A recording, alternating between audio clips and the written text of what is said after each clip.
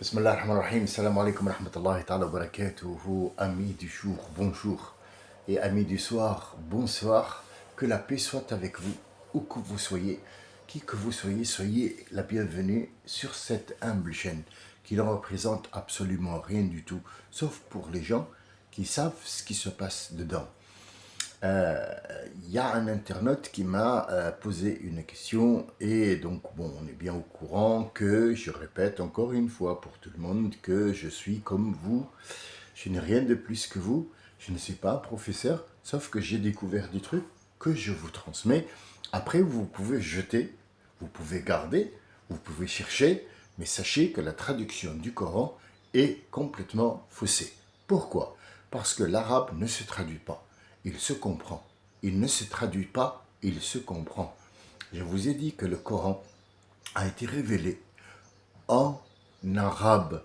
وَجَعَلْنَاهُ وَأَنزَلْنَاهُ. À chaque fois, il dit أنزلناه, ça veut dire nous l'avons prescrit, nous l'avons donné, nous avons enlevé le voile dessus, nous l'avons mis à jour en arabe pour des gens qui ont cru que dans leur langage ultra sophistiqué, aucune langue ne peut les rivaliser et même entre eux, il y a des champions. Donc Allah Azza wa Jal, le miracle qu'il va faire, c'est qu'il va mettre énormément de sens comme eux ils font, comme il a ordonné qu'il le fasse et il en a fait lui des mots simples pour Allah Azza wa Jal, mais il a mis tellement de science dedans qu'il en a bouleversé plus d'un à cette époque-là, et ça sera le cas pour jusqu'à aujourd'hui. Mais il y a des mots qu'il faut qu'on comprenne. Par exemple, le mot révélation. Allah il dit Surat al-An'am, vous trouverez ça dans Surat al-An'am. Ash-shayatin yuhuna ila ba'dihim zukhruf al-qawl. Shayatin, ce sont les démons. C'est de la famille des djinns, mais Ash-shaytan, c'est hors la loi. Alors si on dit par exemple Satan, français, Satan, shaitan, Satan, nous n'avons rien du tout. Nous n'avons rien du tout comme sens. Nous ne savons pas ce que ça veut dire. Satan, il s'appelle. Mais il ne s'appelle pas Satan. Il ne s'appelle pas Satan. Satan, au moment où il a refusé l'ordre, le moment où il a refusé l'ordre de se prosterner, il est devenu Satan. Donc Satan, c'est un adjectif qui le qualifie de hors la loi. Shaitan, ça veut dire hors la loi de Dieu, pas de l'être humain. Hors la loi, shaitan. Et est-ce que dans ce groupe de bandits qui ont refusé la loi de Dieu, parce qu'il ne va pas être seul, il va avoir, lui, à lui seul, une génération, enfant, on va dire enfant, oui, des diablotins. D'accord? Alors, ce diable-là, ce diable, va avoir une progéniture à lui. Ils ne font pas partie des djinns, mais dans sa progéniture à lui-même, il va y avoir des hors-la-loi de sa loi à lui. Ça veut dire, hors-la-loi de Dieu, il s'appelle Shaitan. Toute personne qui a refusé l'ordre de Dieu s'appelle Shaitan. Ouais. Après, Shaitan lui-même va soi-disant faire son trône sur terre et il va dire « Je suis le meilleur d'entre vous, j'étais l'ange » et ainsi de suite. Vous allez comprendre pourquoi j'ai commencé comme ça et pourquoi j'ai fini. C'est par rapport à un internaute qui m'a posé une question, qui n'était pas assez content, je comprends tout à fait, mais plus simple que ça, je ne peux pas. Je ne peux pas plus simple que ça. J'ai du mal à chercher des mots simples pour comprendre des choses qui sont très compliquées, c'est pour ça qu'il vous les cache. Or, la loi d'un shaitan, il s'appelle Ifrit. Ifrit. Allez, traduis-moi ça en français. Vas-y. Parce qu'il y a mot Ifrit. Il y a le mot Ifrit. Et il se trouve dans Sourate Sulayman, Sourate An-Naml, la fourmi, où il y a l'histoire de Salomon. وَقَالَ عِفْرِيتٌ مِنَ الْجِنِّ. Est-ce que le mot Ifrit est bien traduit en français? Non. وَقَالَ الَّذِي عِنْدَهُ عِلْمٌ مِنَ الْكِتَابِ. Non plus. Donc si les mots sont faux, erronés, tout le sens de la phrase est faux. Tout le sens de la phrase est faux. Nous disons par exemple David. Non, laissons Mohamed. Mohamed est un nom, c'est péjoratif, on peut le dire à celui-là, celui-là, ça peut rien dire, ça veut dire quelque chose. Mohamed, mais la question qui se pose, c'est qui Mohamed? Qui? C'est la première des choses que quelqu'un te dit, ouais, t'as vu Mohamed, il a fait quel Mohamed? Qui? Qui? Dis-nous, parce qu'il y en a plein. Mais non, mais le Mohamed du coin là, ah, on va faire un cercle rouge sur le Mohamed, et un autre cercle sur du coin. Du coin, c'est un complément de lieu par rapport au sujet qui est Mohammed, et il est connu par le mot, le pronom personnel le Mohammed du coin. Ça y est, on sait de qui on parle. C'est pareil en arabe. Ash-shaytanu, on parle du papa, le gros papa du shaitan. C'est le seul, le premier, celui qui gouverne ses enfants, les démons. Et parmi ces démons-là, il y a Al-Ifrit. Un seul. On ne peut pas dire Al-Ifrit. Waqala Al-Ifritu. Non. C'est écrit Waqala Ifritun min al-jinn. Ah. Donc il y en a beaucoup hors la loi de celui qui est hors la loi par rapport à Dieu. Shaitan, ça veut dire hors la loi. Il a refusé les ordres directs de Dieu. Non, de Dieu. Il a refusé l'ordre. Alors, quelle était la question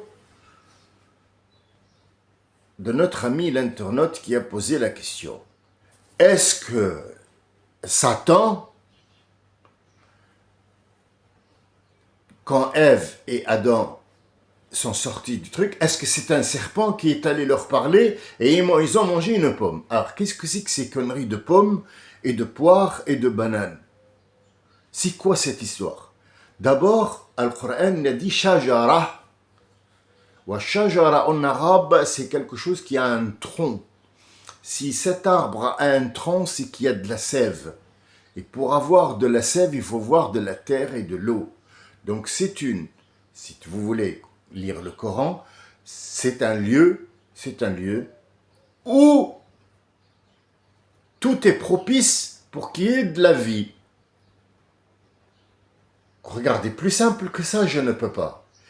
Il a dit, ne mangez pas de cette... Là, vous avez tout ce qu'il vous faut pour vivre. Mais ne mangez pas de cet arbre.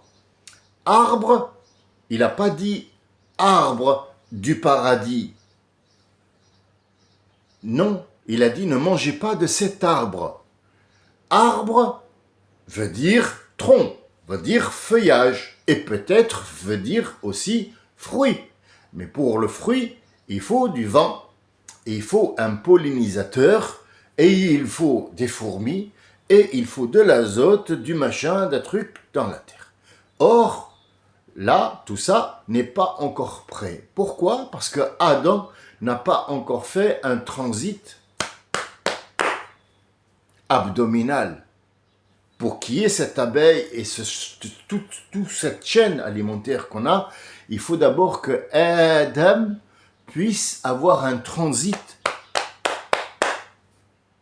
Et pour faire un transit, il faut manger de cet arbre-là, parce que c'est le seul qui a un tronc. Et il n'a pas dit mange des autres arbres du tout. Vous voyez comment on traduit le Coran? Il n'est pas traduit comme ça. Il est traduit et il lui a dit ne mange pas de cet arbre. Pourquoi? Il y en a d'autres des arbres à côté? C'est pas écrit. C'est pas écrit. Vous voyez? Alors, pourquoi j'ai évoqué ça? C'est très important, le mot wahi. Parce qu'il demande est-ce que c'est un serpent. Dans l'histoire de l'arbre et de la pomme, on est bien au courant, c'est pas une pomme, c'est pas une banane, c'est pas une poire, c'est il a mangé de cet arbre, ne savant pas comment manger puisqu'il n'a pas la notion de manger, mâcher. Donc tu me dis une pomme, bon, puis après la pomme d'Adam, parce que Ève l'a étranglé ou je sais pas quoi pour qu'il vomisse, c'est pas vomir, c'est pas encore un être humain. Vomir, ça demande un rejet ou un reflux gastrique qui, soi-disant, tel et tel, ou bien une odeur nauséabonde, mais il n'a pas tout ça. Donc cette histoire de elle est là pour qu'il vomisse ou qu'il crache, il n'a pas encore de crachat, il n'y a pas de salive. Parce que la salive, c'est quoi? C'est parce que pour que la bouche soit automatiquement nettoyée, même si tu ne laves pas, et c'est la salive est un antiseptique, et ainsi de suite, et que la bouche ne sèche pas, et que la gorge ne sèche pas, et ainsi de suite. Donc tout ça, ça demande une écriture sainte. L'être humain oubliera toujours un détail. Allah n'oublie aucun détail. Bien. Alors, est-ce qu'il est venu en serpent? Il faut savoir d'abord, on parle de qui? De Iblis, d'accord. Iblis, quand il était accepté parmi les anges, est-ce qu'il était seul ou il y avait de son genre à lui? C'était le seul. Pourquoi?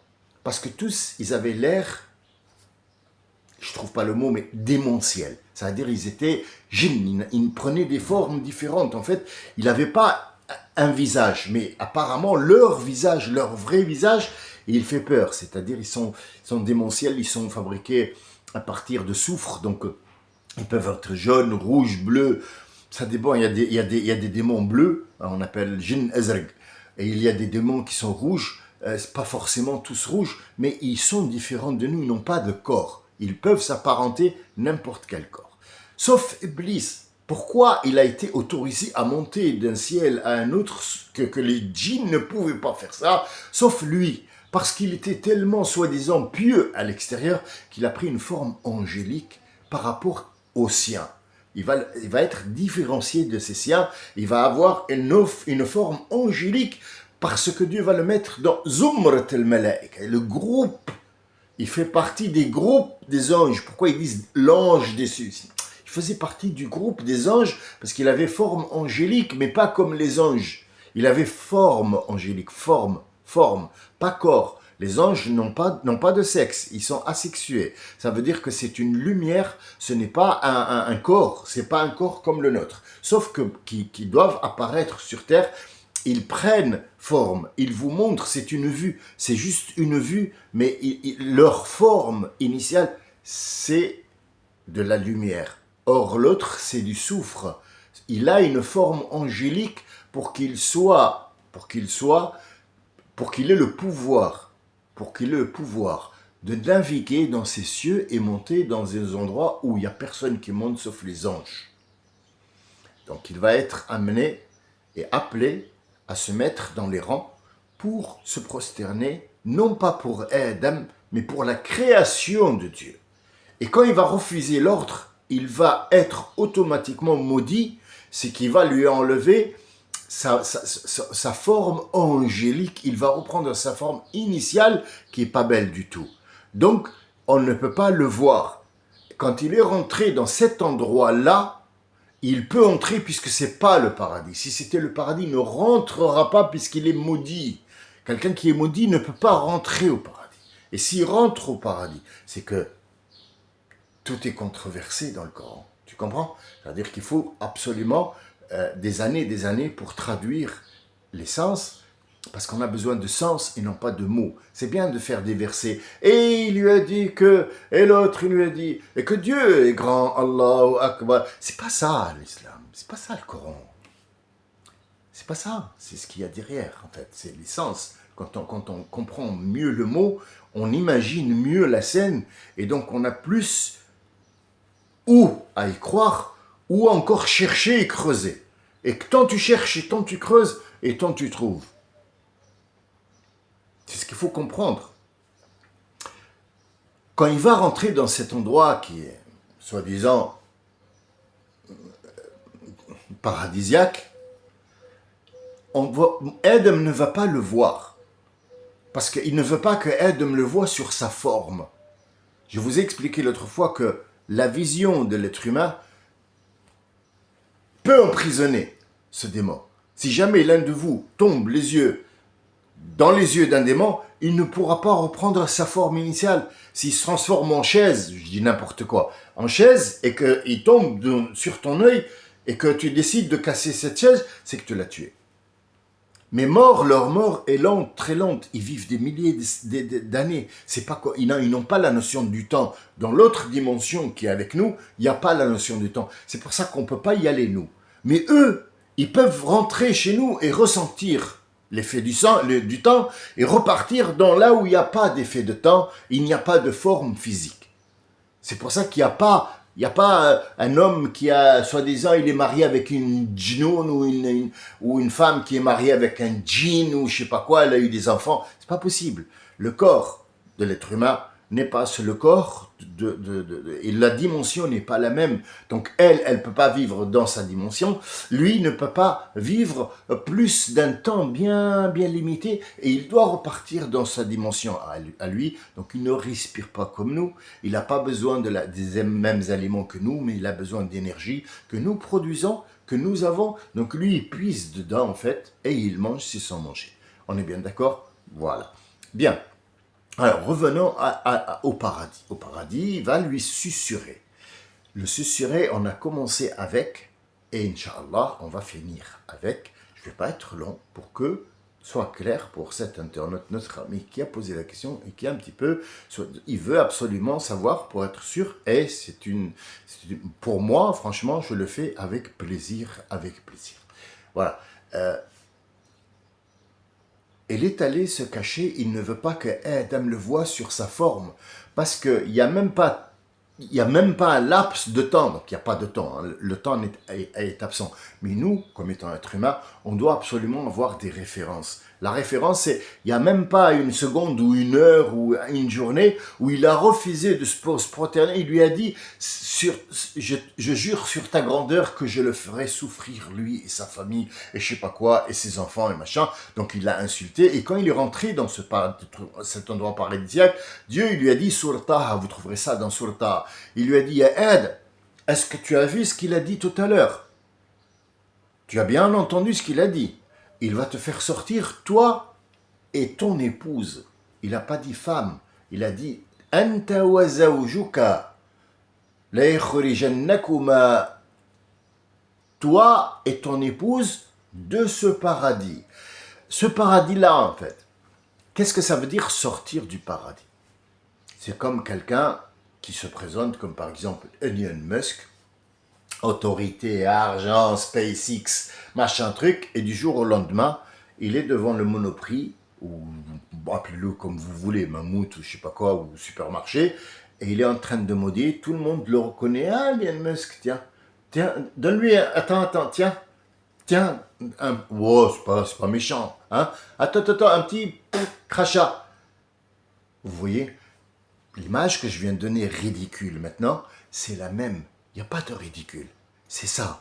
En fait, quelqu'un qui était dans un endroit où il a besoin de rien. Il vieillit pas. Il mange pas. Il fait pas caca. Il fait pas pipi. Il peut avoir des relations, ce que vous appelez vous, sexuelles, qui sont des relations célestes. C'est-à-dire ces puissances 50 milliards, mais en électricité ou en statique ou en bonheur ou en jouissance cérébrale et non pas sexuelle. Donc en fait, il a tout et il va sortir de tout ça. Sortir, c'est pas ouvrir la porte et sortir. Non, il va perdre tout ça. Il lui a dit, attention, il va te faire sortir du bonheur dans lequel tu es. Sortir, en fait, c'est une métaphore. Et c'est pour ça qu'on retrouve la traduction « sortir ». Alors ils sont sortis et ils sont descendus dans une comète. Il y a un serpent, et il était derrière un arbre. Non, c'est parce qu'il peut le reconnaître. Il le connaît sur les deux aspects. Son aspect angélique et il le connaît sur son aspect. Donc quand il va rentrer et qu'il va le voir, il va comprendre qu'il lui tend une supercherie. Mais il va lui susurrer. La susurre a été nommée plusieurs fois dans le Coran. Ça s'appelle Al-Wahi. Et pour ne pas salir le mot Wahi, il a appelé ce hors-la-loi, ça devient une susurre. Al-Wahy, c'est une soi-disant voix que personne n'écoute sauf toi. Elle est émise sur une très très très basse fréquence captée par un nerf très très spécial qui n'écoute personne. Il est dédié à Allah Azza wa Jal. Ce nerf-là, Dieu l'a créé pour lui, pour qu'il parle à ses créatures. Tout le monde, toute personne qui est sur la terre, Dieu lui parle, peu importe qui il est, Hitler, machin, truc, chinois, noir, blanc, tous, Dieu leur parle 24 heures sur 24, et ce nerf-là aussi, il est fait pour que ton ange gardien te parle à travers ce nerf-là. Ce nerf, je ne peux pas vous dire où il est, je n'ai aucune information dessus, mais je sais qu'il capte seulement cette fréquence et aucune autre fréquence. Il ne capte que cette fréquence et le shaitan le connaît très bien. Pourquoi il le connaît? Parce que quand il est rentré dans le corps de Adam, quand il était encore de terre, le corps à l'intérieur était vide, il était creux, pas vide, creux. L'intérieur, il n'y avait pas encore de poumons, de machin, du sang qui tourne, ainsi de suite. Donc par rapport à Adam, Shaitan était petit. Donc il a fait une rentrée dans le corps pour voir ce qui se passe et il a vu qu'il n'était pas différent des animaux qui étaient à l'époque là-bas dans la terre quand lui, il était soi-disant sur le règne. Et Adam, quand il a été créé, c'est une menace pour lui puisque son règne va finir. Donc il va faire ce qu'il va faire. Il va lui susurrer à travers ce nerf-là. On va l'appeler nerf, mais on va dire que c'est un récepteur qui ne réceptionne que les paroles divines, ou alors un ange peut l'utiliser pour lui dire « fais ci, fais ça, arrête-toi » parce que le temps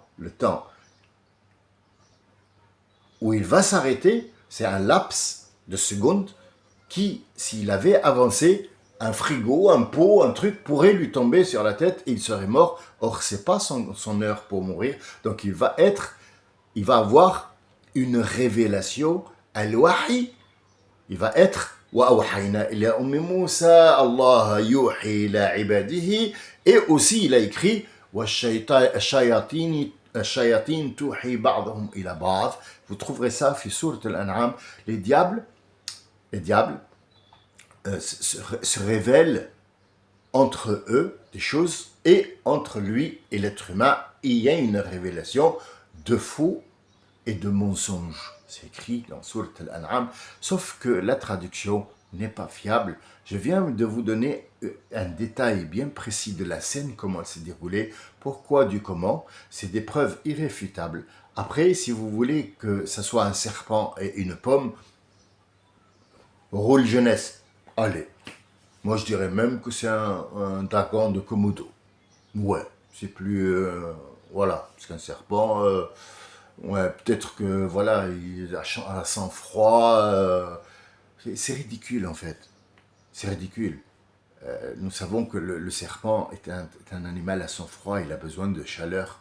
Il a besoin d'énergie. Et le mot qui a précédé, il y a Adam. Ici, il n'y aura pas de chaleur. Il vient de te le dire. Il vient de te le dire là. Comment tu peux me dire que c'est un serpent? Il n'y a pas de chaleur. Il n'y a pas de chaleur.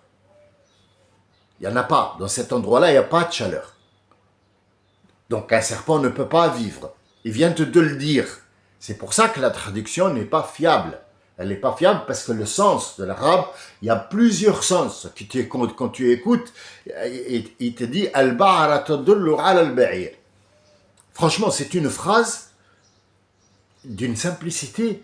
Et si on la traduit en français, ça veut rien dire. Il te dit, mais qu'est-ce qu'on là, qu'est-ce qu'il raconte? Al-Ba'ra, ça veut dire le caca du chameau. Le caca du chameau. T'as de l'eau, montre le chameau. Voilà. Moi, je l'ai traduit mot à mot. Le caca du chameau montre le chameau. Ça veut dire quoi? Je l'ai traduit avec les mots français.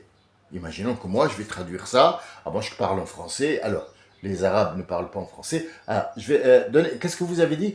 Al-Ba'ra tadullu ala al-ba'ir. D'accord. Tadullu, ça veut dire dallani ala al-tariq. Il m'a montré. Il m'a montré le chemin. Ad-dalil, c'est celui qui te montre le chemin. D'accord. Le caca du chameau montre le chameau. Voilà. Je t'ai traduit. Alors, est-ce que cette traduction, si un Français l'écoute, qu'est-ce que ça veut dire? Ça veut dire que tu es con comme un balai. Et même le balai, on s'en sert pour nul. C'est-à-dire, il n'est pas con, le balai. Hein. Et le mot con, C-O-N, c'est le vagin de la femme. Donc, en fait, rien ne concorde. Ni traduit, ni français, ni même les mots du français. On dit à quelqu'un, t'es con. Non, je suis une bite, pas un con. Vous voyez, notre langage, qu'il soit français, qu'il soit anglais, qu'il soit allemand, qu'il soit hébreu, qu'il soit berbère, qu'il soit tunisien, qu'il soit américain, n'est pas fiable. On peut le balancer où on veut et dire ce qu'on veut avec. Mais le Coran, il est très clair. Il te donne au moindre détail pour que tu aies des preuves solides, incassables, impénétrables et inchangeables. Je te remercie, mon ami, de ton écoute. J'espère que tu as bien compris. Maintenant, je voudrais pas être un professeur. Une question, je peux répondre. Mais traduire le Coran, j'aime pas prendre cette responsabilité. Pas pour toi, non. Moi, je discute avec toi et de temps en temps, je te donne, par exemple, à toi et aux autres, des informations. Mais si tu me prends comme source, c'est moi qui vais après trinquer Yawm al-Qiyam. Le jour du jugement dernier, Al-Qiyam, ce que j'ai dit hier, Al-Qiyam, il va me dire, allez, viens. Alors, tu as traduit? Tu l'auras traduit? Eh ouais, tu l'as mal traduit. Tu as dit que l'autre, il a mal traduit, mais toi aussi, tu n'as pas fait d'un devoir. Donc, en fait, je voudrais juste que, Ya Rabbi, j'ai fait ce que j'ai pu. Mais devenir un traducteur, non, il faut qu'on soit plusieurs. Et plusieurs qui me font face. Des gens qui me font face, qui me disent pas, oh, bravo, non. Qui prend, je lui dis, voilà, s'il le connaît sur son aspect, comme étant bliss, il a vu où? Eh oui, c'est une question qui se présente. Et donc l'autre en face de moi, il va me dire oui, parce que tel et tel, selon l'ayat tel et tel, Allah il a dit tel et tel, tel et tel, et l'autre il lui dit attends, t'as oublié ce côté-là. C'est comme ça qu'on fabrique une vérité, qu'on la montre, qu'on la décortique et qu'on dit voilà. Ah, d'accord, j'ai pas vu ce point-là. Effectivement, tu soulèves un gros point. Bon, allons-y ensemble et on va l'ouvrir. On n'a pas ça. On n'a pas ça. On a celui qui te dit Esma, il a mangé une pomme. Allez, dégage. Il a mangé un serpent. Chut, vite. Salam alaikum wa rahmatullahi wa barakatuh.